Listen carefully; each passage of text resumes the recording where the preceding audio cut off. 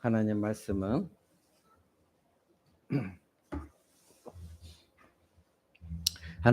사도행전, 신약성경 사도행전 9장 20절에서 31절. 제가 가진 성경으로는 신약성경 202쪽에 있습니다. 사도행전 9장 20절에서 31절 말씀, 신약성경 202쪽에 있습니다.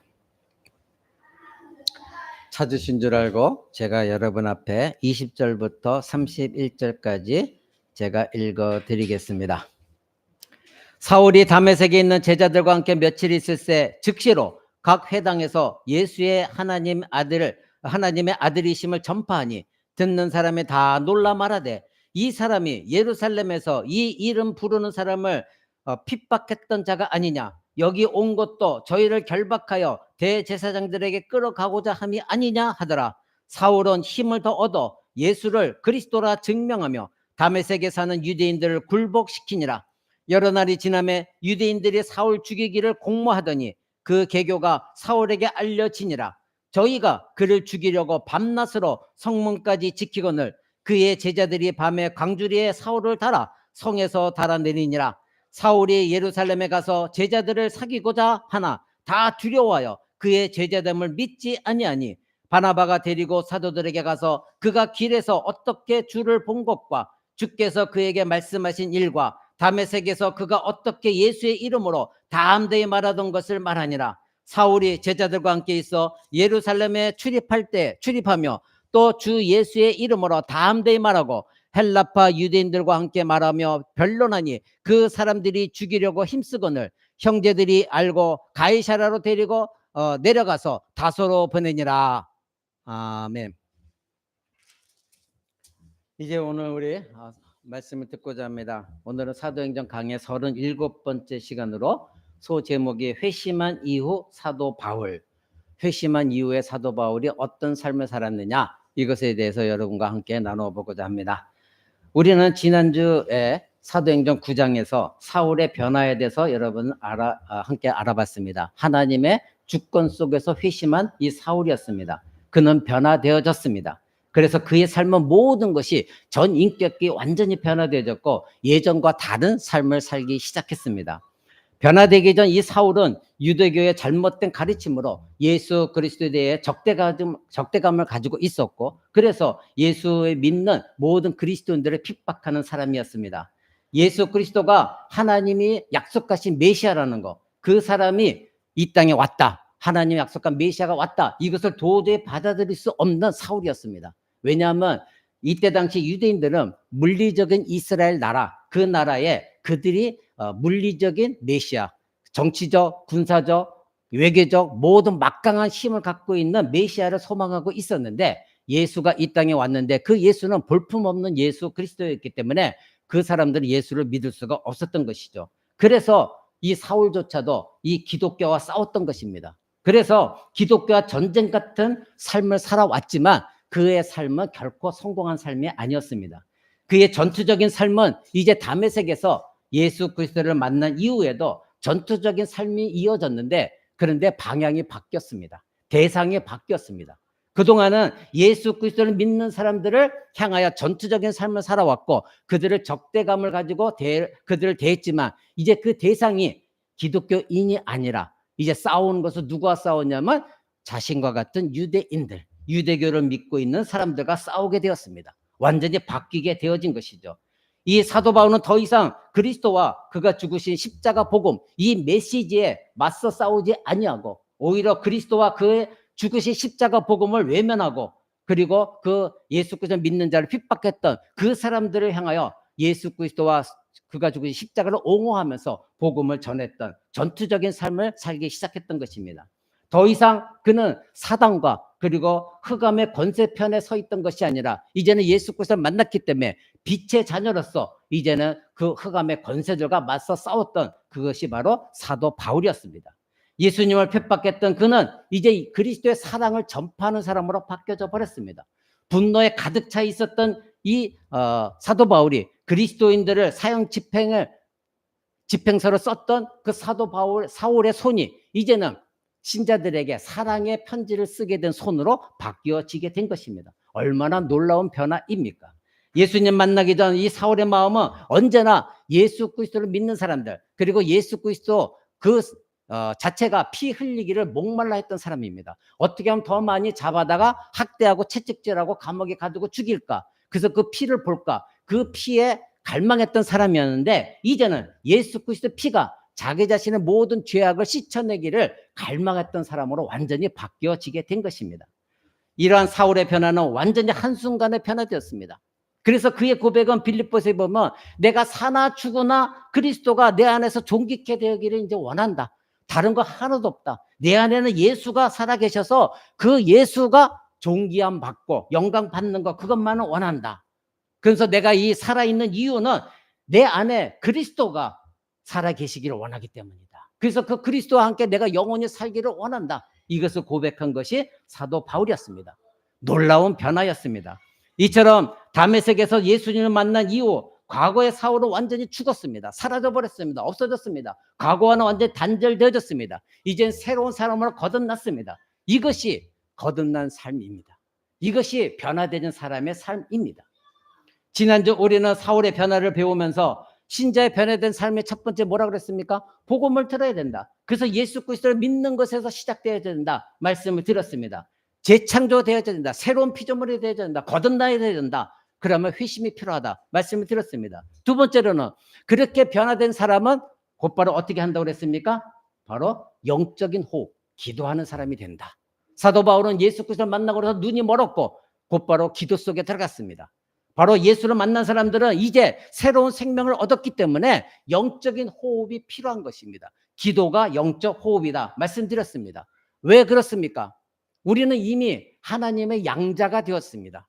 우리는 하나님의 자녀는, 아들은 원래 아들은 아니었으나 예수 그리스도가 참된 아들이죠. 근데 우리는 입양이 되었습니다. 그래서 이제 하나님 아버지가 나의 아버지가 되었어요. 그러면 이제는 어떻게 합니까? 자녀로서 여러분 자녀들이 아빠 엄마 나 이거 해줘 그러면 여러분 안 해줍니까? 해주잖아요. 마찬가지로 하나님께서 우리를 아들로서 입양시키셨어요. 누구 때문에? 예수 그리스도 때문에. 그래서 우리는 양자로 입양되었으니 이제는 어떻게 됩니까? 부르짖어야죠. 그래서 거듭난 사람은, 예수님을 만난 사람은 하나님의 아들이 되었기 때문에 기도할 수밖에 없는 거예요. 영적인 호흡하는 거예요. 그것이 바로 부르짖음인 것입니다. 세 번째로는 하나님을 위해서 헌신하기 시작합니다. 아나니아라는 사람이 이 사도 바울에게 가서 한 말이 무엇입니까? 이제 하나님이 너에게 할 일을 알려주실 것이다. 그것이 무엇입니까? 예수님은 오늘 우리의 주일학교도 가르쳤지만 예수님은 다메섹에서 만나고 나서 뭐라고 그랬습니까? 아나니아에게 저가 내가 택한 백성인데, 나의 택한 그릇인데 바로 나의 일을 전파할 자다. 내 이름을 전할 자다. 누구에게? 이방인들에게, 세상 권세가들에게, 그리고 믿지 않는 이스라엘 백성들에게 내 이름을 전할 나의 택한 그릇이다. 이렇게 예수님 말씀하셨습니다. 그러니 이제는 거듭난 사람은 어떻게 합니까? 나의 삶 전체가 복음적인 삶을 살아가는 것. 그것이 바로 진정한 변화된 삶인 것입니다. 여러분, 그 다음에 무엇입니까? 성령 충만이라고 그랬죠. 사도 바울은 이제 눈이 감은 상태 속에서 성령의 충만을 받았다. 이렇게 지난 시간에 9장 17절에 말하고 있습니다. 그래서 성령 충만은 무엇이라고 그랬습니까? 하나님의 거룩한 성령이 여러분 자체를 주관하는 거예요. 하나님의 다스리는 거예요. 여러분이 여러분의 주인 되는 것이 아니라 하나님의 영, 성령의 지배를 받는 것입니다. 그렇죠? 하나님의 영 없이 살려고 하는 것은, 신자가 성령님이 내 안에 계신데도 하나님의 성령 없이 살려고 하는 것은, 자동차가 엔진은 있어요. 그 엔진은 있지만 자동차의 그 엔진을 작동시키는, 시동하는 키가 없는 것과 같아요. 여러분 안에 성령님이 계세요. 엔진으로 계셔요. 근데 이 성령의 역사하도록 키가 있어야 되는데 그 키가 무엇이냐면 성령 충만이에요. 여러분이 성령에 충만해야 여러분 안에 계시는 성령님이 이 키를 돌렸을 때 부르릉 하고 자동차가 시동이 걸려 엔진이 움직이듯이, 여러분이 충만한 이 키가 없으면 성령님은 여러분 안에 계신데 여러분은 그리스도인답지 않은 삶을 살아가요. 교회 나서 예배는 드리지만 매일매일 패배하는 삶을 살고, 예수를 믿는 것이 맞는가? 예수를 믿어서 과연 내가 무엇을 얻었는가? 맨날 자포자기하고 낙심하고 절망 가운데 살아가요. 왜요? 내 안에 성령 충만이 없어요. 그래서 이 성령 충만이 키가 되어져서 내 안에 충만케 되면 성령이 내 안에 역사하는 엔진과 같은 역할을 하거든요. 그때 여러분 안에 누가 나타납니까? 성령의 능력이 그때 나타나는 거예요. 그런데 내 안에서 성령 충만한 생각도 없으면서 매일 능력 주세요, 힘 주세요, 뭐 해주세요. 그 헛된 기도예요. 내 안에 있는 성령님을 죽여가면서 그 성령님을 작동시키지도 않으면서 성령님 내 안에서 역사해 주세요. 그건 앞뒤가 맞지 않는 말이에요. 거짓된 기도입니다. 자기는 희생하지 않으려고 하는 기도예요.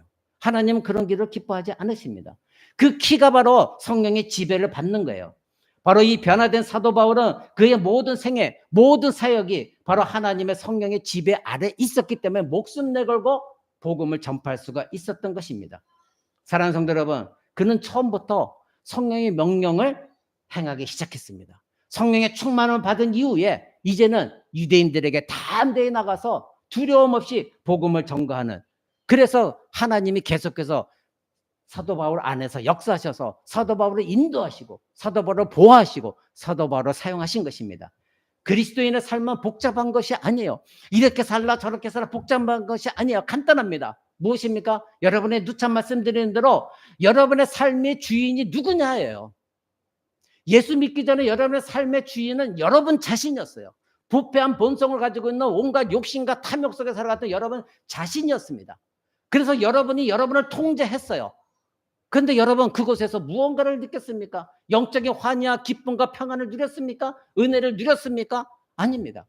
그럼 변화되었다는 증거는 무엇입니까? 더 이상 내가 나를 통제하는 것이 아니라 내 안에 계신 하나님의 선물로 주신 성령 하나님이 나를 통제하는 삶을 살아야 돼요. 성령 하나님이 나를 지배하셔서 성령 하나님 나를 인도하시는 삶을 살아갈 때에 그 사람은 평강을 누리고 은혜 속에 살아갈 수가 있습니다.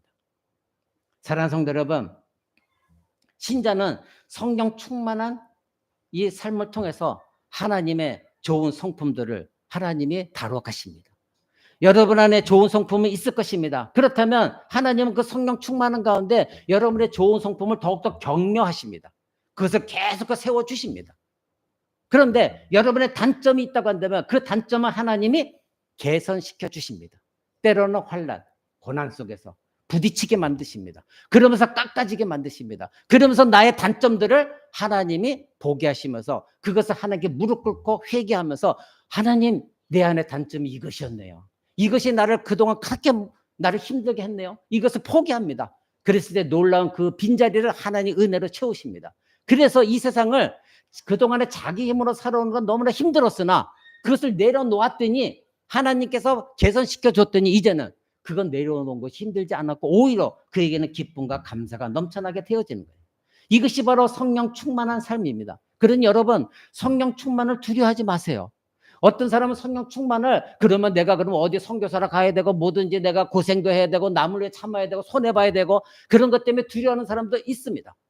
여러분 성령 충만하게 되어지면 여러분 그동안에 자기가 염려했던 거 내가 손해볼까봐 또 뭐 험지에 가서 고생할까봐 이런 생각조차 들지 않습니다. 설령 하나님이 제가 그랬죠. 하나님 보낼 사람을 보낸다고. 저와 여러분 그렇게 하나님이 막 다루시지 않아요. 여러분을 다 너무나 잘 알고 계시기 때문에 여러분들이 하나님 어떤 소명을 주실 때 이것이 합당한가 안가는 여러분이 정하는 것이 아니라 하나님이 정하십니다.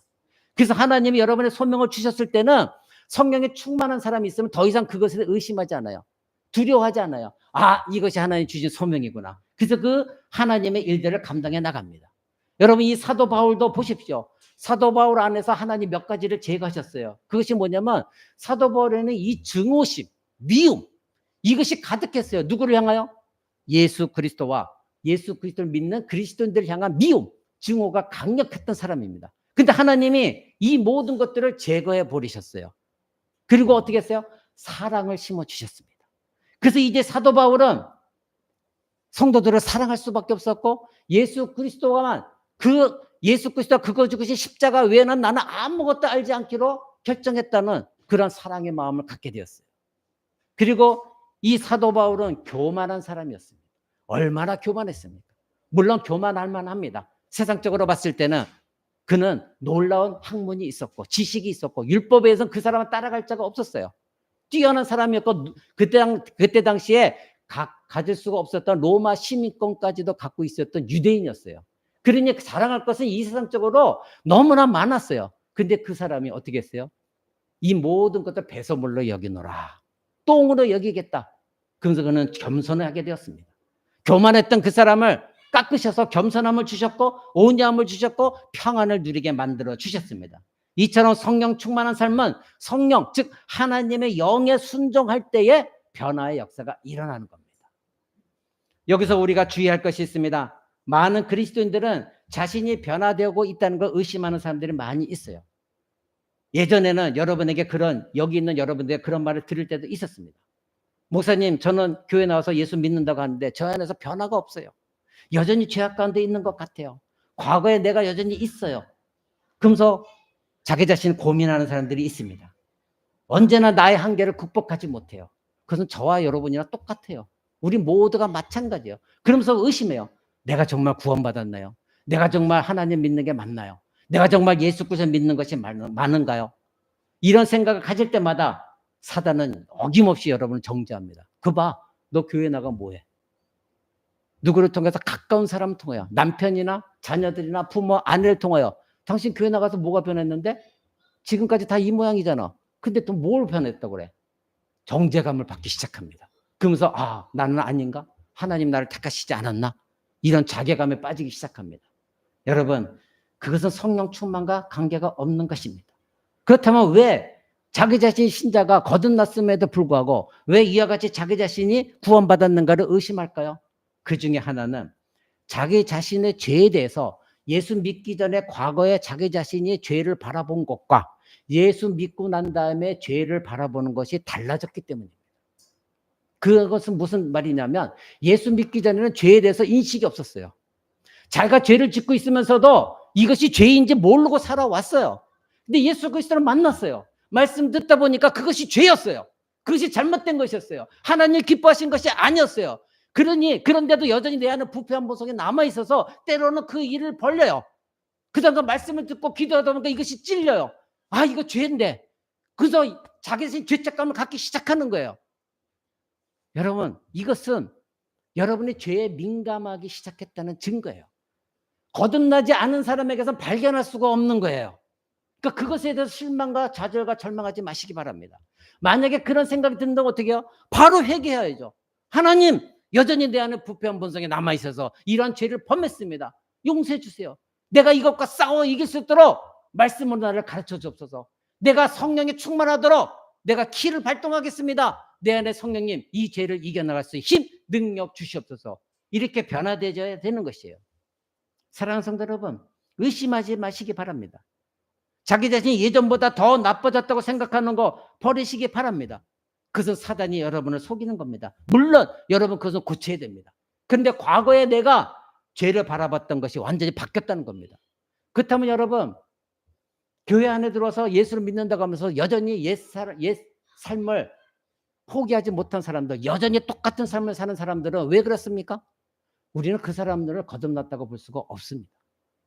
죄책감도 느끼지 못하고 내 안에 그 죄를 더 이상 죄로 여기지 못한다면 그 사람은 불신자이지 거듭난 사람이 아니에요. 여러분들이 날마다 죄인을 고백하는 이유가 뭐예요? 목사님, 이렇게 힘들어요. 근데 또 넘어졌어요. 이유가 뭐예요? 내가 예수를 붙들고 있기 때문이에요. 그런데 내가 또 넘어졌다는 거예요. 예수를 믿고 있는데 죄를 범했다는 거예요. 그런데 여러분, 교회 나와 앉아 있지만 똑같은 죄를 계속 벌이면서 자기만 잘났다고 하는 사람 보세요. 그 사람 예수 믿은 사람이 아닙니다. 사랑하는 성도 여러분, 여러분들이 변화되는 거 시간이 걸립니다. 교육받아야 됩니다. 말씀의 의미를 알아야 되고 교리를 알아야 됩니다. 그러기에 여러분이 거듭났으면 하나님께 여러분의 시간을 드리십시오. 사도 바울은 왜 그렇게 갑자기 변했나요? 나중에 또 말씀드리겠지만 사도 바울은 이미 교육받은 사람이에요. 이미 하나님에 대해 알고 있었던 사람이에요. 그러나 여러분과는 달라요. 변화되었다고 해서 완전히 성인이 되는 것이 아니라 전인격적으로 변화됐다는 그 얘기는 무엇이냐면 이제는 더 이상 내가 내 주인이 아니라 예수 그리스도 하나님이시 그분이 나의 주인이라는 거 바뀌어졌다는 거예요. 이제는 사물을 바라볼 때도 내 인간적인 방법으로 욕심으로 바라보는 것이 아니라 하나님의 말씀의 관점에서 바라보기 시작한다는 것이죠. 시간을 하나님께 드리시기 바랍니다. 말씀을 통하여 하루하루 변화되어져 가는 것. 여러분 그것을 소망하셔야 됩니다. 그러면 신자가 회심하며 성령 충만을 살려면 어떻게 해야 됩니까? 지난 시간에는 우리가 시간이 바빠 이것을 알아보지 못했습니다. 그러면 여러분 성령 충만 어떻게 살아야 됩니까? 첫 번째, 날마다 성령 충만을 최우선으로 생각하십시오. 아침에 일어났습니까? 밥 먹어야 됩니까? 그 전에 하나님 오늘도 성령 충만하니 이 삶이 나의 최우선 되기를 원합니다. 이 최우선으로 삼기 바랍니다. 두 번째로는 여러분이 죄에 대해서 민감한 마음을 가지셔야 돼요. 내가 남을 미워한 거 살인의 죄악이라고 불며 말씀드렸습니다. 거짓말한 거 죄악입니다. 민감하게 반응하시기 바랍니다. 그랬을 때 그 민감함을 우선순위에 최우선순위에 두십시오. 성령 충만, 그 다음에 내 죄에 대해 민감한 거 후순위로 두지 마시기 바랍니다. 세 번째로는 하나님의 말씀을 읽고 배우고 묵상해야 됩니다. 하나님의 말씀은 여러분의 성령 충만한 것을 주시는 것이 말씀이라고 불며 말씀드렸습니다. 한국교회처럼 박수치고 뜨겁게 이것이 충만이 아니라 내 안에 성령님의 저자가 이 성경의 저자가 성령 하나님이기 때문에 이 말씀이 내 안에 충만하지 않으면 성령 충만이 있을 수가 없어요. 그러니 말씀을 읽고 배우기를 노력하고 그 말씀 묵상하십시오. 그렇다면 여러분 안에서 새롭게 성령 충만히 하나님의 능력으로 확 은혜 속에서 솟아오르게 됩니다. 말씀을 끊임없이 묵상하시기 바랍니다. 네 번째로는 성령 하나님을 근심하게 하지 마십시오. 여러분 안에 성령님이 계십니다. 그 성령님을 소멸시키지 마십시오. 그 성령님을 슬프게 하지 마십시오. 그러면 언제 성령님을 슬프게 하십니까? 여러분 안에 있는 성령님을 의지하지 않을 때, 그 성령님 말씀에 순복하지 않을 때, 그 성령님의 인도하심에 반하여 여전히 내가 원하는 본성대로 살아갈 때 성령님은 여러분을 안에서 슬퍼하시고 성령님은 점점 소멸되어지기 시작합니다. 여러분 저한테 누차 말씀을 많이 들은 거 갈라디아서 5장 17절 말씀, 내 안에 두 세력이 싸운다. 하나는 육신의 소욕이 내 안에서 성령의 소욕을 누리려고 끊임없이 나를 괴롭히고 있고, 또 한쪽에서 성령의 소욕이 이 육신의 소욕으로 살지 않냐도록 끊임없이 나에게 힘을 준다. 근데 두 싸움 속에서 내가 어느 것을 선택하느냐에 따라서 내가 육신의 소욕을 선택하면 성령의 소욕은 사라집니다. 그때는 그 신자는 내가 언제 예수를 믿었는가 이런 삶을 살기 시작합니다. 다섯 번째로는 성도들과의 교제입니다. 성령 충만하려면 올바른 성도들과 교제하십시오. 여러분들은 누구와 교제하는지 저는 모릅니다. 그러나 거듭난 신자들은 정말로 거듭난 거룩한 성도들과 교제하기를 원합니다. 이것이 신자들의 특징입니다. 우리의 삶의 일부분이 되어져야 됩니다. 여러분은 어떤 사람들과 만나고 교제하기를 원하십니까? 세상 사람들입니까? 아니면 같은 성도들입니까? 변화된 성도는 성도들과 교제를 사랑합니다. 세상 사람들은 자기를 사랑합니다. 그래서 그들의 우리 안에 있는 기쁨, 우리 안에 있는 사랑, 우리 안에 있는 평화, 우리 안에 있는 이 놀라운 은혜 모릅니다. 그런 사람들과 무슨 교제를 할 수가 있겠습니까?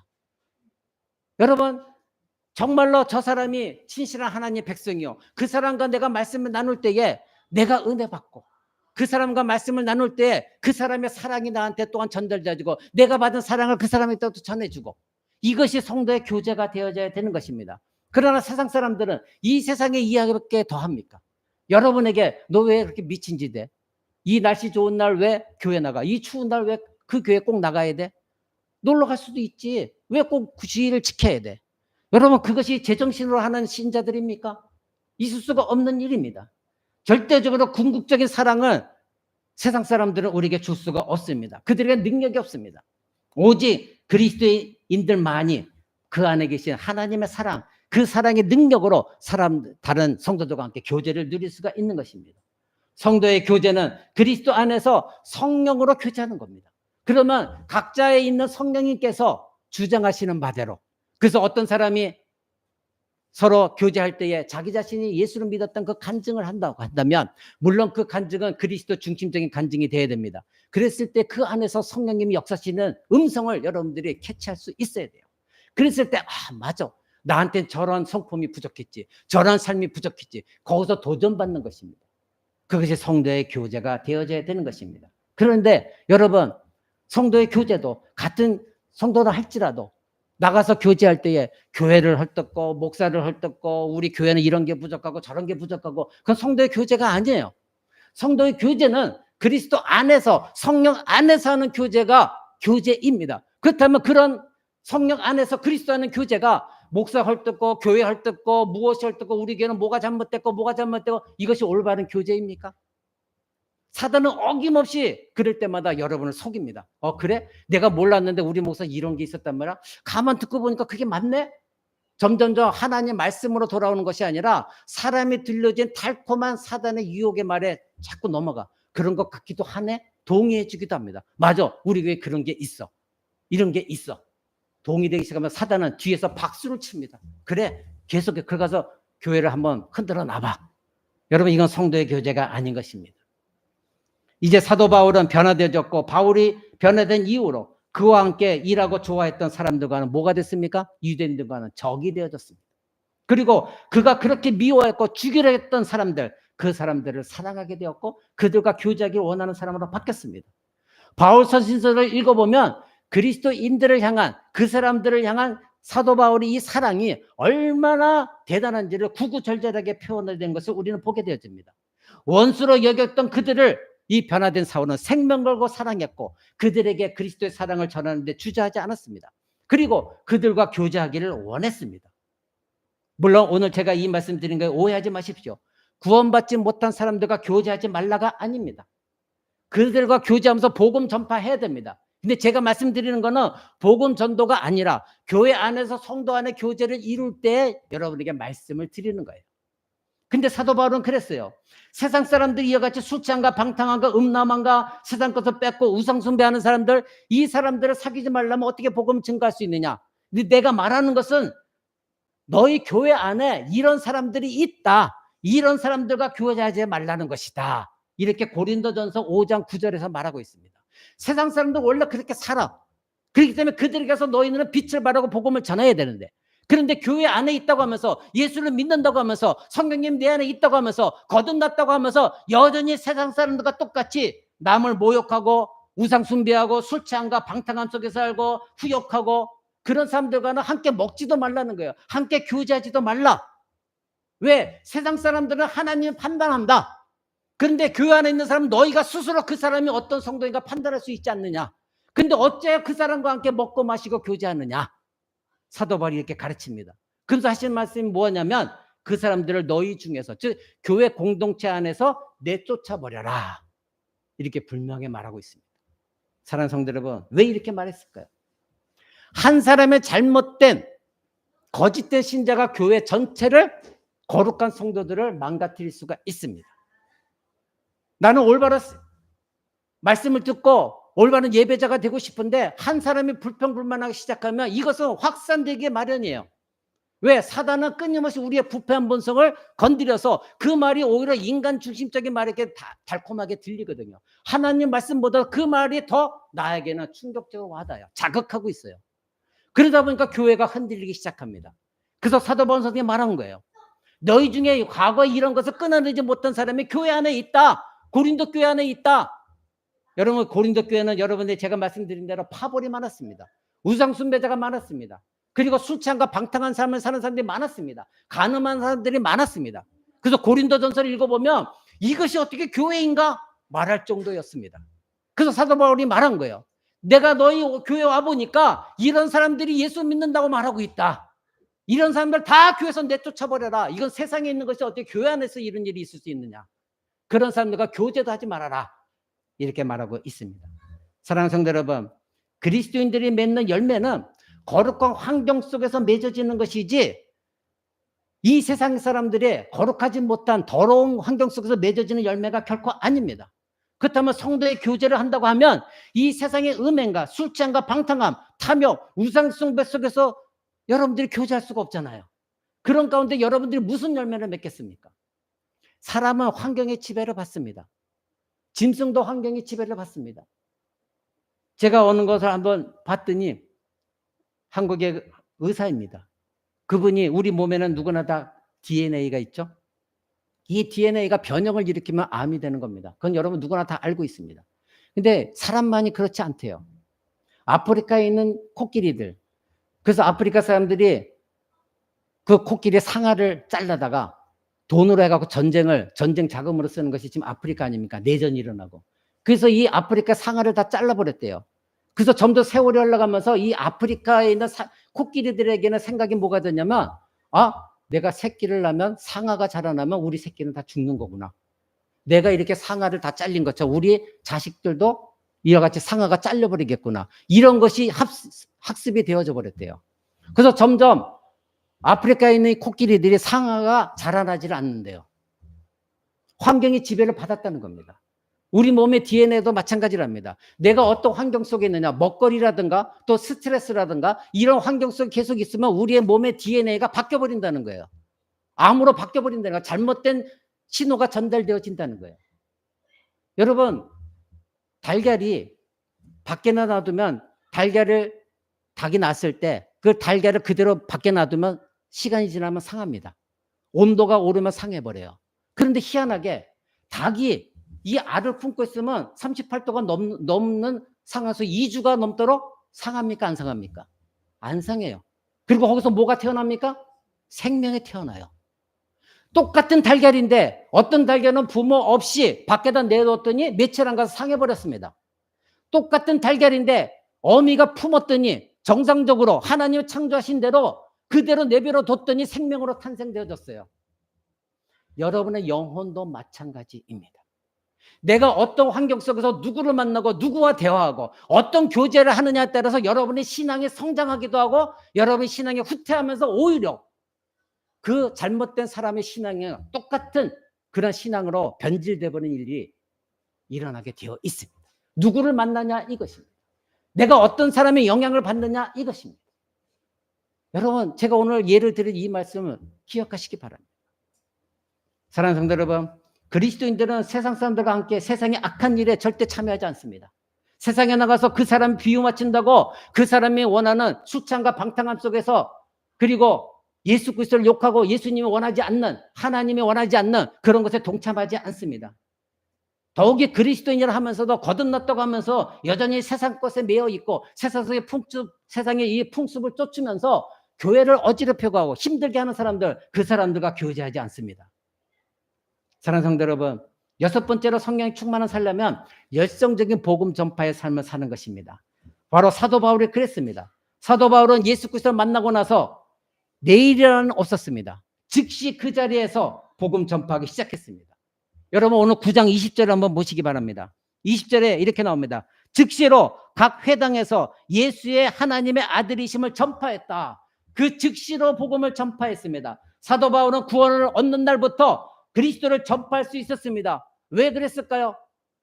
여러분에게 말씀드린 대로 2주 전에 말씀드렸습니다. 사도 바울은 이미 구약 성경에 대해서 너무나 잘 알고 있었어요. 다만 그 구약 성경에 나와 있는 내용을 잘못 알고 있었던 것뿐입니다. 바로 예수 그리스도가 열쇠인데 이 예수 그리스도를 만나지 못했기 때문에 구약 성경에 말하고 있는 모든 것이 예수 그리스도를 향하고 있다는 것을 알지 못했어요. 유대 교회만 젖어 있어서 그들은 이스라엘이라는 나라에 다윗 왕조를 다시 세우는 것에 메시아를 기다리고 있었지, 하나님이 구약에 약속하신 메시아가 이 예수 그리스도를 통하여 온 세계가 영원히 구원받는다는 것을 알지 못했던 거예요. 방향만 바뀌어지면 됐었어요. 열쇠만, 즉 예수 그리스도만 올바로 깨달으면 구약에 알고 있었던 그의 풍부한 지식이 완전히 그의 힘의 능력이 지식이 될 수가 있었어요. 그래서 이 사도 바울에게 예수님 만나고 났더니 예수 그리스도가 키가 되어졌어요. 그래서 그 열어줬더니 구약에 내가 알았던 이 모든 말씀이 다 예수 그리스도를 향한 말씀이었구나. 그 예수 그리스도를 내가 핍박했구나. 이 사람이 하나님이었구나. 하나님의 아들로 오셨구나. 이것을 깨달았던 거예요. 순식간에 그가 알고 있었던 구약의 모든 지식이 잘못된 방향으로 율법을 행하는 것을 흘러갔는데 예수 그리스도 만난 이후로 이것이 완전히 그것이 아니라 바로 이분을 향한 말씀이었구나. 내가 잘못 이해했구나. 그래서 그 즉시로 어떻게 했습니까? 20절. 즉시로 각 회당에서 예수의 하나님의 아들이심을 전파했다. 곧바로 하나님의 아들, 예수 그리스도가 하나님이시다. 사람의 아들은 사람이죠. 하나님의 아들은 하나님입니다. 그 예수 그리스도가 하나님의 아들이시다, 이것을 전파하기 시작했다는 것입니다.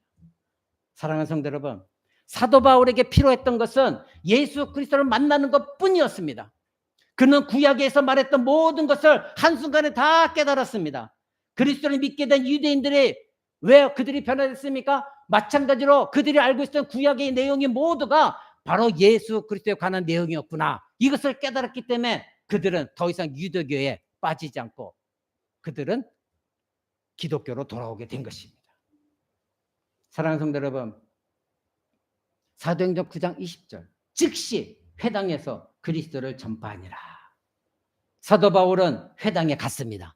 회당은 유대인들이 모여서 성경의 가르침을 나누고 그리고 말씀을 가르침 받는 것이 회당이었습니다. 그런데 유대인들이 모인 곳에 지금 가서 뭐라고 하는 거예요? 유대인들이 가장 듣기 싫어하는 예수 그리스도가 하나님의 아들이다, 그 유대인의 회당에 가서 말씀을 전했다는 것입니다. 여러분, 사도 바울이 변화되어서 이 회당에 갔을 때 유대인들은 그렇게 생각했을 거예요.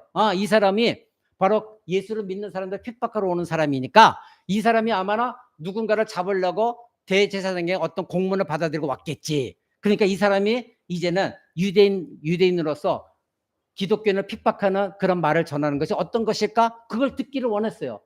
근데 이 유대인들이 모여있는 회당에서 사도 바울이 갑자기 자기가 핍박했고 미워했던 예수 그리스도가 하나님의 아들이다, 이렇게 전파하니까 모두가 충격을 받았어요. 이게 도대체 무슨 일이야? 엄청난 충격을 받기 시작했습니다.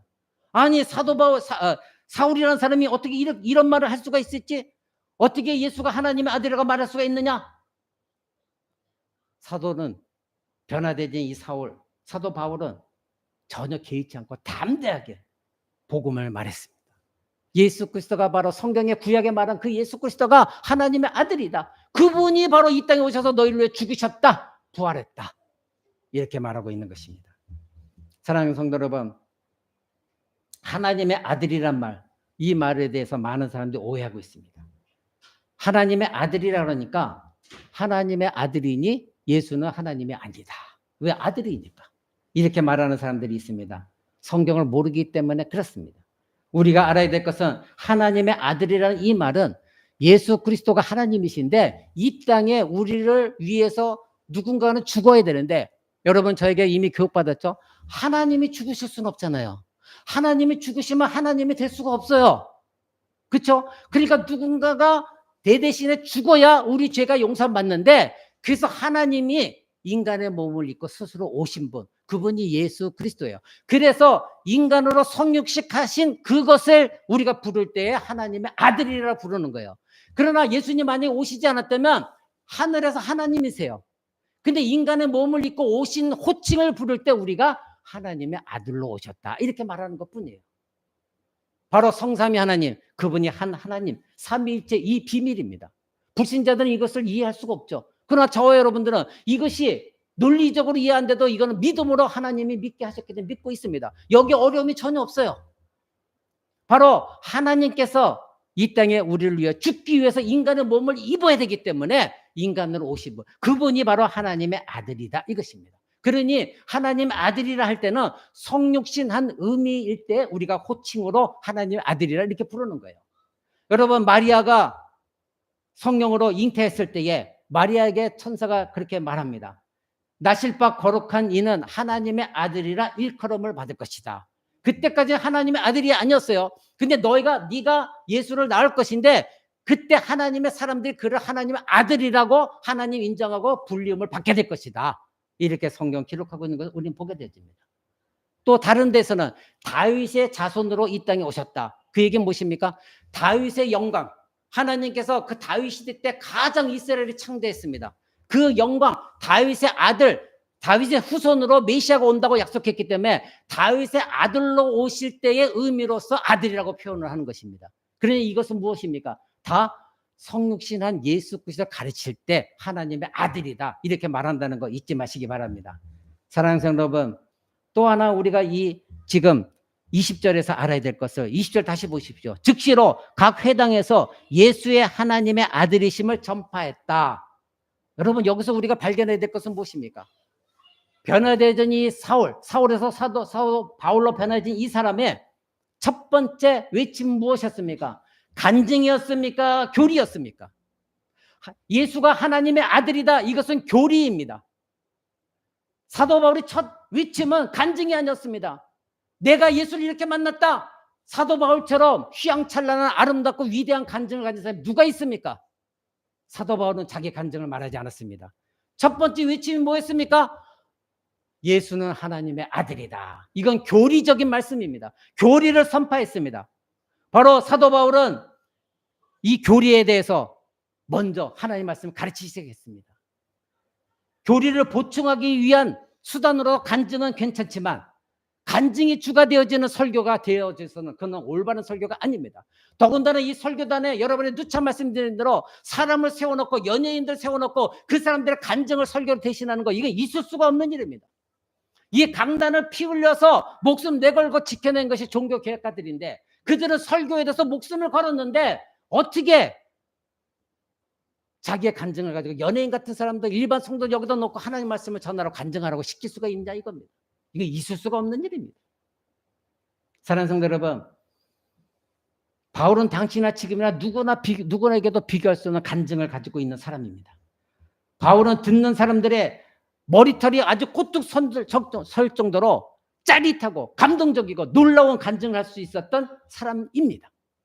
놀라운 하나님 만났습니다. 나중에 사울이 자기가 고백했듯이 자기는 하나님의 3층까지도 다 보여주셨습니다. 그러나 그것을 말하지 않았습니다. 왜?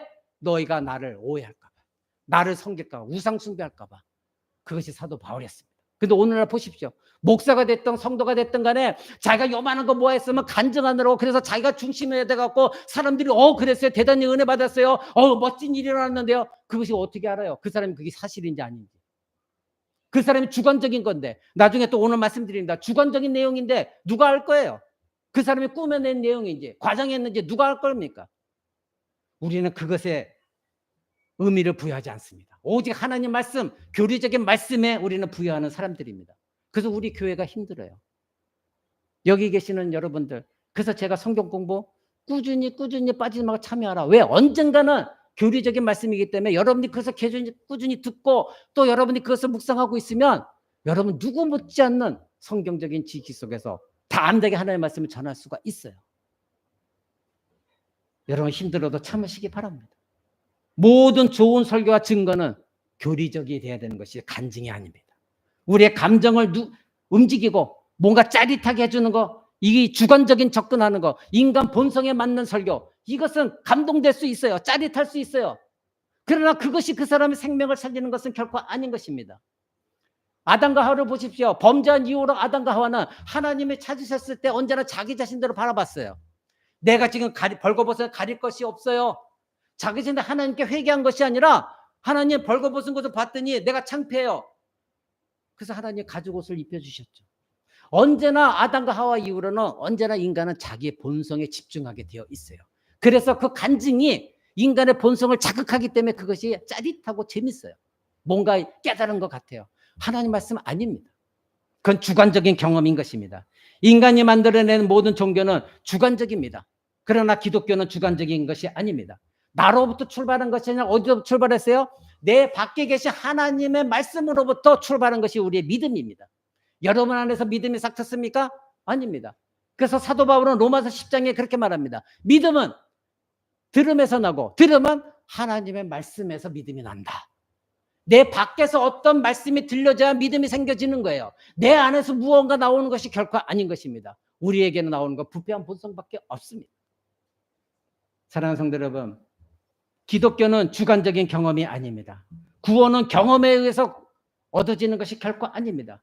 기독교는 우리의 경험에서 일어나는 것이 아닙니다. 하나님께서 내 밖에서 어떤 일을 행하셨기 때문에 역사적인 사실이기 때문에 그것이 진리이기 때문에 그것이 구속의 일이기 때문에 그것이 하나님의 행하신 것이었기 때문에 그것이 창세전에 저와 여러분을 택하셨고 하나님이 그 계획에 따라 목적에 따라 그 일을 2000년 전에 이루신 것, 그것을 내가 구속사적인 역사적인 사실을 믿는 거, 받아들이는 거, 그것이 여러분을 구원시키는 겁니다. 간증이 아닙니다. 여러분의 감정을 복돋우는 것이 아니에요. 여러분이 아무리 박수치고 찬양해도 여러분 구원 얻는 것이 아닙니다. 말씀을 들어야 됩니다. 교리가 여러분에 살아있어야 됩니다. 사랑하는 성도 여러분, 오늘날 기독교도 그래서 너무나 주관적으로 빠지게 되는 것을 보게 되집니다. 슬픈 일입니다. 너무나 감정적입니다. 너무나 경험적입니다. 인간 중심적입니다. 바울은 말했습니다. 복음은 예수 그리스도께서 성경대로 죽으시고 성경대로 다시 살아나셨다. 성경대로, 구약에 말씀하신 대로. 자기 이야기를 했습니까? 아닙니다. 성경을 인용했습니다. 이 성경은 제가 누차 강조했죠. 누구나 다 이것이 진리라고 받아들일 수 있는 것이 성경입니다. 신자라고 한다면 제가 어떤 말을 할 때 공격할 수 있지만 제가 하나님 말씀이 이렇습니다. 거기에 대해서 신자는 공격 못합니다. 아, 왜? 이것이 객관적인 진리이기 때문에. 저한테만 진리가 아니라 여러분에게도 모두가 공통의 객관적인 진리이기 때문입니다. 이것이 교리적인 말씀이에요. 이 성경을 벗어난 것들은 여러분들이 거기에 추정해서는 안 돼요. 사랑하는 성도 여러분, 저와 여러분은 말보다 수레를 앞세워서는 안 됩니다. 수레가 이끌려 가려면 짐을 잔뜩 싣고 이끌려면 어떻게 하면 말이 끌어줘야 될 거 아니에요. 그런데 수레가 앞서 있고 말이 뒤에 가면 그 수레가 끌려갑니까? 아니죠. 여러분의 가장 먼저 우선순위는 무엇입니까? 여러분 안에 말씀이에요. 교리적인 말씀이에요. 그것이 없으면 여러분 신앙생활이 여러분 앞에 수레가 있고 말은 뒤에 있는 거예요. 그렇다면 여러분 신앙생활은 성령께 의해서 이끌려갈 수가 없는 것입니다. 21절 보십시오. 듣는 사람이 다 놀라 말하되 이 사람이 예루살렘에서 이 이름을 부르는 사람을 멸하려던 자가 아니냐. 여기 온 것도 그들을 결박하여 대제사장에게 끌러가고자 함이 아니냐 하더라. 예, 이 사람들 그렇게 믿었어요. 회당에 들어와서 이 사도 사울에 대해서 알고 있었으니까 아, 저 사람이 예수 믿는 자 끌고 오려고 했구나. 22절 보십시오. 이때에 사도 바울이 말합니다. 사울은 힘을 더 얻어 예수를 그리스도라 증언하며 다메섹에서는 유대인들을 당혹하게 했습니다. 저 사람 저기 예수 믿는 사람 잡으러 온 사람이네. 그래서 뭔가 드리려고 했더니 예수가 하나님의 아들이다. 그리고 예수가 메시아, 즉 그리스도다. 이렇게 말하니까 당황하기 시작했던 것입니다. 여러분, 그런데 이 유대인들은 그를 무너뜨릴 수가 없었어요. 방해할 수가 없었어요. 오히려 더 사도 바울은 강해졌습니다. 박해를 받을수록 사도들이 그랬죠. 핍박을 당하면 당할수록 그들은 더 강대해졌습니다. 사도 바울은 나중에 에베소 3장 이렇게 말합니다. 성령으로 말미암아 너희 속사람을 능력으로 강건하게 하라. 성령으로 말미암아 너희의 속사람, 너희의 변화되진 그 속사람을 더욱더 강건하게 하라. 무엇으로? 간증으로?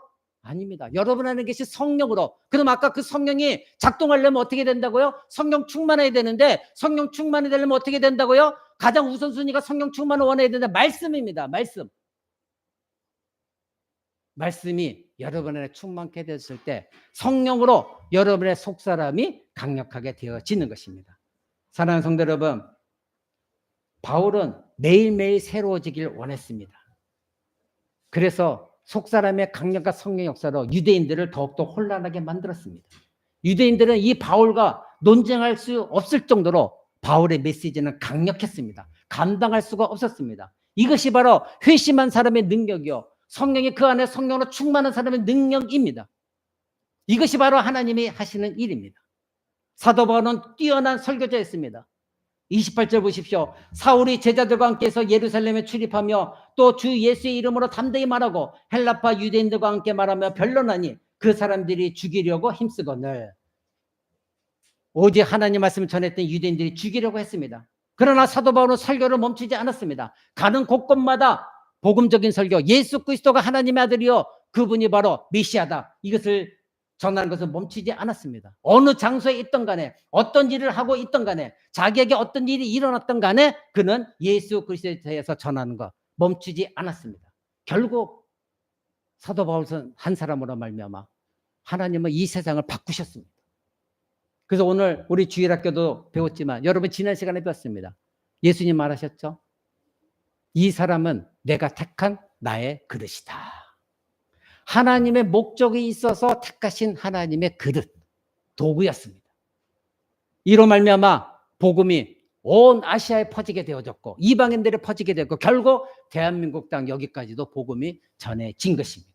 세상은 바뀌었습니다. 하나님이 택하시고 부르셔서 사명을 주신 사람들은 이 세상에 감당할 수가 없는 사람들이에요. 여러분들이 가정에서부터 이 사명을 감당하시기 바랍니다. 두려워하지 마시기 바랍니다. 그렇다고 싸우라는 것이 아닙니다. 더 겸손해지고 더 낮아지고 더 사랑하며 더 섬겨주며 더 손해보고 그랬을 때 하나님이 여러분 안에서 일하십니다. 그것이 하나님이 여러분을 통해 행하시는 놀라운 성령의 능력입니다. 23절 보십시오. 여러 날이 지나며 유대인들이 사울 죽이를 공모하였다. 바울은 그리스도를 죽이기 위해 다메섹으로 왔으나 이제는 거꾸로 유대인들이 이 사도 바울을 죽이려고 하고 있는 것입니다. 이것이 바울의 인생이었습니다. 변화된 이 바울은 언제나 하나님께 감사하고 용기를 얻은 사람이었습니다. 그래서 히브리서에 보면 내가 결코 너희를 떠나지 않으며 버리지 아니하겠다. 하나님이 이렇게 말씀하신 걸 붙들었습니다. 그래서 사도 바울은 말합니다. 히브리서에서 주께서는 나를 돕는 이시니 내가 두려워하지 아니하리라. 사람이 내게 어떻게 하겠습니까? 누가 나에게 어떻게 하겠습니까? 나는 오직 하나님의 백성인데 하나님은 나를 도우시는데 누가 나를 어떻게 하겠습니까? 아멘. 다시 사도행전 9장 23절 보십시오. 여러 날이 지나며 유대인들이 사울 죽이기를 공모하더니 그 계교가 사울에게 알려지니라. 그들이 그를 죽이려고 밤낮으로 성문을 지키거늘 그의 제자들이 밤에 강줄에 담아 성에서 달아내리니라. 유대인들이 계교에서 벗어난 이 사울, 그래서 이제는 성을 탈출하고 나서 그리스도인들과 교제하기를 원했습니다. 26절 보십시오. 사울이 예루살렘에 가서 제자들을 사귀고자 하나 다 두려워하여 그가 제자됨을 믿지 아니하였다. 여러분 생각해보면 믿을 수가 없죠. 이 사람이 방금 전까지는 그리스도인들을 잡아 죽이려고 했던 사람이었는데 이 사람이 갑자기 변해서 나 예수 믿어. 그래서 복음 전하면서 너희들과 교제하고 싶어. 두려웠던 것이죠.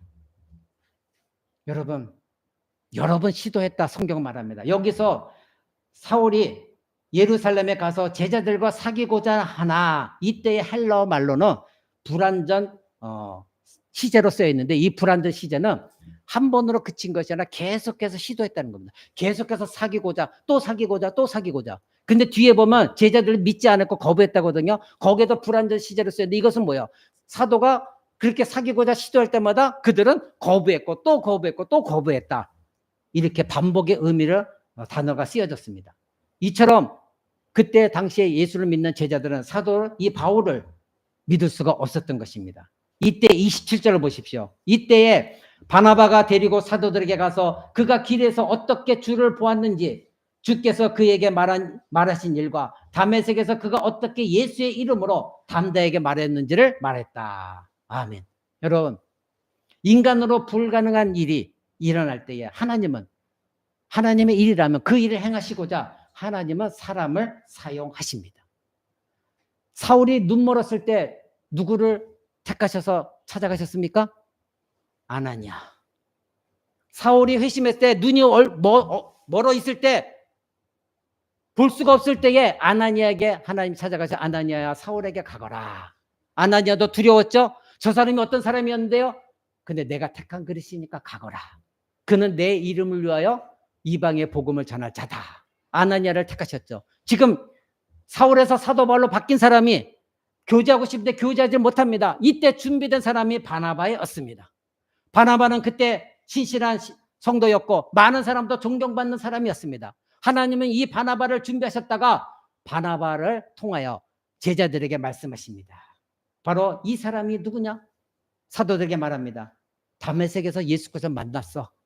그 다메섹에서 예수 만나고 사명을 받았어.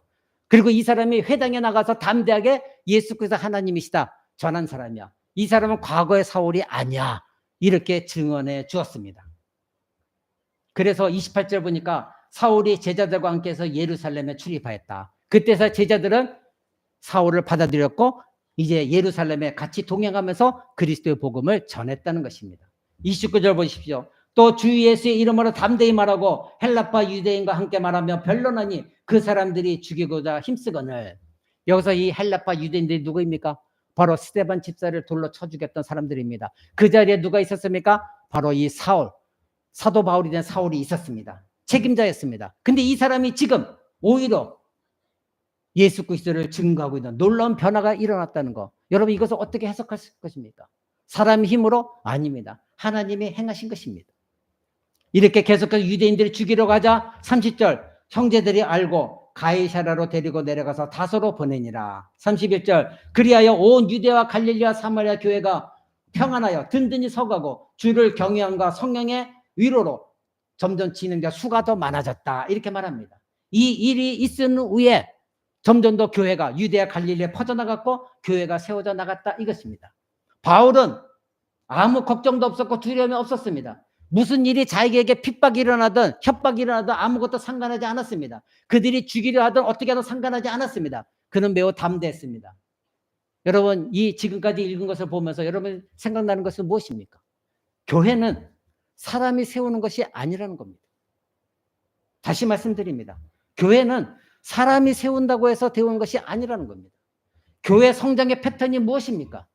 사람이 신자를 세워나가면 즉 하나님께서 사람을 통하여 설교자를 통하여 복음을 통하여 신자를 세워나가면 도구로 쓰임받은 택한 그릇들이 올바른 복음을 전하여 사람을 세워나가면 교회가 세워지는 것입니다.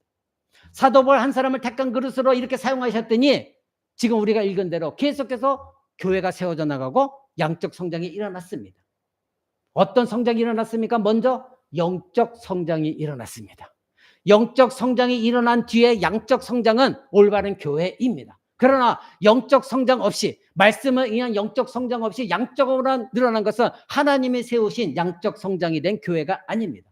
영적 성장 다음에 양적 성장이 있는 것입니다. 오늘 우리는 그것을 사도 바울의 이 사도행전을 통해서 배우게 됩니다. 그들은 깨달았습니다. 놀란 메시지가 전파됐습니다. 올바른 교리를 전해들었습니다. 그랬더니 올바른 성도들이 세워지기 시작했고 교회가 세워져 나간 것입니다. 먼저 영적 성장이 있었던 것입니다. 그리스도인들의 삶이 변화되어졌습니다. 여러분, 여러분의 삶에 영향력을 미친 것이 사람입니까? 교회 나오면 이런 좋은 프로그램이 있습니다. 그래서 여러분의 영혼이 변화됐습니까? 아닙니다. 여러분은 바로 하나님의 말씀, 그 말씀으로 변화되었습니다. 이 자리에 나와 있는 몇몇 안 되는 여러분들도 이 교회 나가서 양적 성장을 이루어야지 그런 마음으로 온 사람은 아무도 없을 것입니다. 하나님의 이끄심에 따라서 내가 예수 그리스도를 만나야 되겠기 때문에 회심하고 거듭나서 이 자리에 나온 여러분들입니다. 그래서 여러분을 통하여 영적 성장이 되어지면 여러분을 통하여 그 영적 성장이 양적 성장으로 바뀌어지는 것입니다. 이것이 하나님께서 교회를 세워나가는 방식입니다. 그런데 오늘날 조국교회를 보십시오. 영적 성장에는 전혀 관심이 없어요. 어떻게 많은 사람들 끌어모을까? 그러니까 감정적인 거, 박수치고 찬양하는 거, 좋은 프로그램, 아버지 학교, 어머니 학교, 무슨 학교를 그렇게 많이 세워요. 하나님 말씀을 올바로 전하면 그 사람들은 변화될 수밖에 없어요. 아버지 학교 필요가 없어요. 잘못된 방향으로 나가고 있는 것입니다. 여러분, 초대교회 위대한 교부인 크리스토솜이라는 사람이 있었습니다. 이 사람이 로마서 강해를 하고 있었습니다. 그래서 그는 로마 도시를 사랑한다고 말했습니다. 강해를 하면서. 그때 사람들이 물었습니다. 왜 하필이면 로마라는 도시를 사랑합니까? 그랬더니 이분이 말했습니다. 왜냐하면 사도 바울이 거기서 죽었기 때문이다. 예수님이 다시 오실 때 사도 바울은 거기서 부활할 것이기 때문입니다. 그리고 로마에는 사도 바울이 몸소 다니면서 복음을 전한 그 몸에서 나온 복음의 먼지가 있기 때문입니다.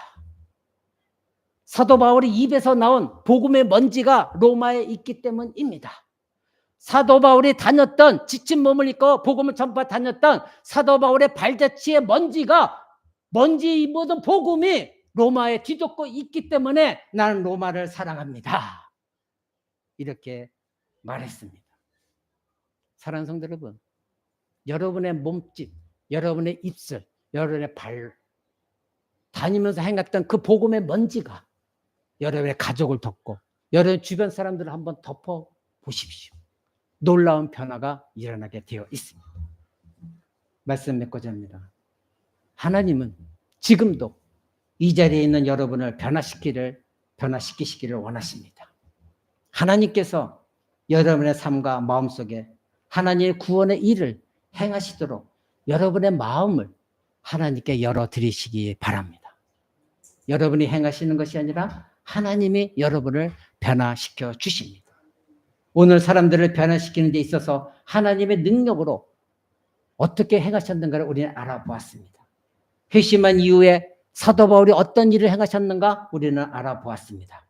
하나님은 사울 한 사람을 변화시키셔서 이방인에게까지 복음이 전파되도록 하셨습니다.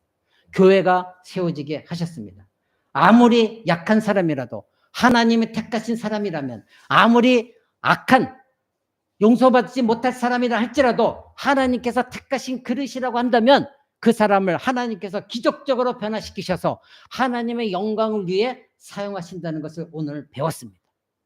여기에 있는 여러분도 그래서 예수를 알기 전에는 악한 사람들이었으나, 예수를 핍박했던 하나님과 원수된 사람들이었으나 지금은 예수 그리스도 사랑하는 사람으로 바뀌었습니다. 이 자리에 있는 우리 남편들, 하나님이 창세전부터 택하셨다 믿습니다.